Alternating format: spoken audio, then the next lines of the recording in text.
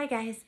Well, I want to tell you something today that maybe is a little uncomfortable for me because I just don't want it to come across as like, well, look at Sue. She's such an amazing person. But I really feel like iron sharpens iron. And if we share our stories with each other about what happens in our day, that it can be an encouragement. So I hope this will be an encouragement to you and it will ignite you to want to do good for somebody else. So what happened was I woke up this morning with the thought going on repeat in my mind, temptation from the enemy, from the devil, wanting me to believe that the things that I do for God is not enough. And then, the enemy wants to get us to start looking at everybody else and all the stuff that they do, and then look down at ourselves and be like, well, shoot, I don't do anything. Like, I'm not doing enough. I guess I'm just not good enough. So we can get into that spiral, right? We've talked about that before, but that's kind of how I was today. So I knew I needed to get in here and just talk to Jesus about it. And so I've been reading through the book of Hebrews, and Hebrews 2:9 says this. It says, but we do see Jesus, who was made lower than the angels for a little while, now crowned with glory and honor. And I was just so thankful that God directed my eyes to that scripture verse, because you guys know, and I say it all the time, that his words are so alive and active, and they cut down to the marrow, to the inside of what's really going on.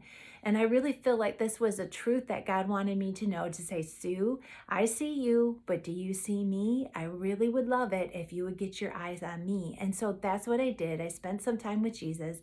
And in that process of focusing on Jesus, I was able to realize the truth that he is enough. And because he is enough, I'm enough. Because what if he did for me on the cross, his sacrifice on the cross for me, covers me, right? So now I am enough. And so I was just so thankful for that truth. But then Hebrews 6:10 further says this. It says, God is not unjust. He will not forget your work and the love you have shown him as you have helped his people and continue to help them.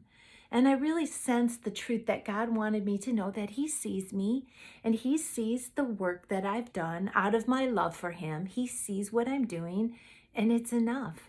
And not only is it enough now, but it will continue to be enough. He'll continue to be enough, the things that I do for him. So that really got me excited and got me to the place where I really wanted to say, okay, so if I am enough and the things I do for you are enough, is there something today that you want me to do? I'm at home. I don't go into an office every day. So what do I have in my hands to offer you, Jesus, today? And the thought that came to my mind, you guys, was my washer and dryer. And so I was sitting there, like, in this conversation with Jesus, saying, okay, so what do you want me to know about my washer and dryer? How can I use that to for your honor and for your glory and for your kingdom?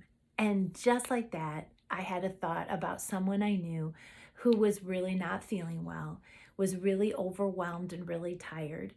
And that person came to my mind, I believe, because Jesus was asking me to connect the dots. And so I text that person and asked them if I could please help them out by doing their laundry, that I knew that they were in a tight spot, and maybe I could relieve some of that for them by doing their laundry. And the reason I'm telling you this story is because, do you know what happened? Like, only God can do. That person, we ended up connecting and talking face to face, and that person shared with me how they had been crying the night before, talking and praying about feeling so overwhelmed and just wishing that their load could be lightened in some way. And in the beauty of how God works and how Jesus works, he helped me connect the dots. And I was able to encourage and use what I had in my hands to help someone, a fellow believer, out. And so I hope it encourages you today to just realize that what you have in your hands is enough. And if you ask Jesus, he will put the work into your mind, into your heart, that you could do for someone else to encourage them in some way. So I trust and I hope that you realize that in Jesus' eyes, you are enough.